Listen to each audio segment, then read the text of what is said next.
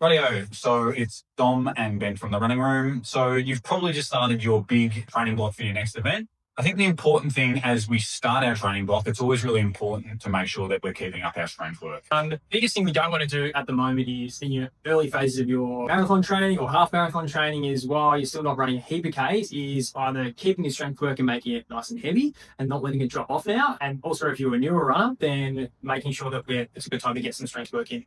I think the good thing about any good strength and conditioning program for a runner is they're not really long sessions. So we're not talking about being in the gym for an hour and a half. You can probably still get a really fantastic workout, with that 30 to sort of 45-minute window, right? Yeah, probably the big thing is they're keeping some intensity in those sessions and then choosing some exercises where, again, you're not doing too much. So something where you're going to have something calf related. Our calves do the most work when we're running. Something related to a hip hinge, something for your lateral hip, and then something for your quad as well. If we're hitting 4 decent exercises, then you're getting still a decent overall amount of your strength work in and hitting all those key muscle groups you want to have nice and strong for running without overdoing it and spending forever in the gym. All right, so one of the number one exercises we want to be doing as a runner is seated calf raise. We also want to do a standing variation to be calf raise as well. The big thing we want to do here is make sure that they're actually decently heavy. Body weight variations are, to be fair, not really heavy enough to get you strong as a runner. Now, everyone's got a bit of a different base level, but we do want to make these pretty hard. We're getting to the stage where we're doing 15, 20 reps. It's probably a bit too light for us. So we want to be at the stage where we're maybe working anywhere between sort of 5 and maybe 10 reps. And making sure it feels pretty heavy, like you can't do many more at the end of your set as well. Sometimes we want to do some double leg work, but we absolutely want to do single leg work as well as we want to. So we want to make this decent hard.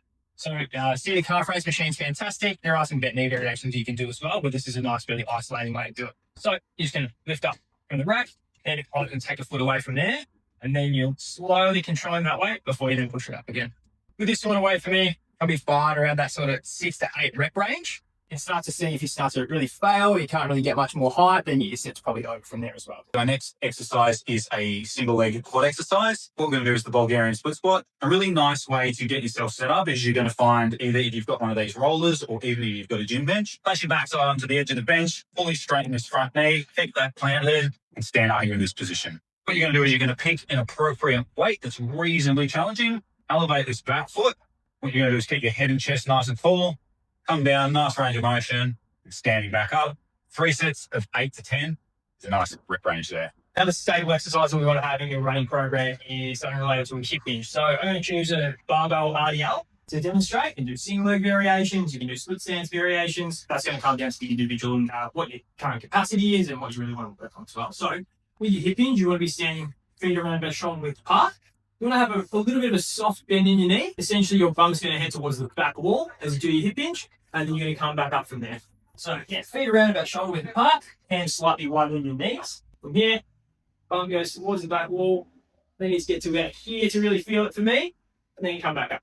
So feel a decent pull through your hamstring, and you're really pulling back up from your hamstring and from your glute as well. All right, so we've got the seated calf raise. We also want to make sure that we've got a standing straight leg variation as well. What you're going to do is you're going to find a small step. Same thing, you're going to pick a nice appropriate weight that's going to challenge you. Standing up onto the edge of the stool or bench, right up into the ball of your foot. What you want to do is you want to keep your knee nice and straight, and we want all that movement coming from the ankle joint. You're going to come all the way up onto your toes, and then as you're coming down, we want to make sure that your heel's dropping down past parallel.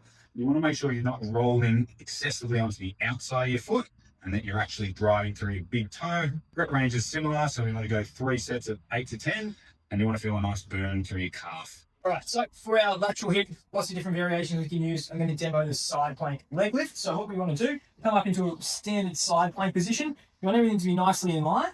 Then from here, keeping your hips up off the ground, and you want to slowly lift a straight leg up towards the ceiling and control that on the way back down as well.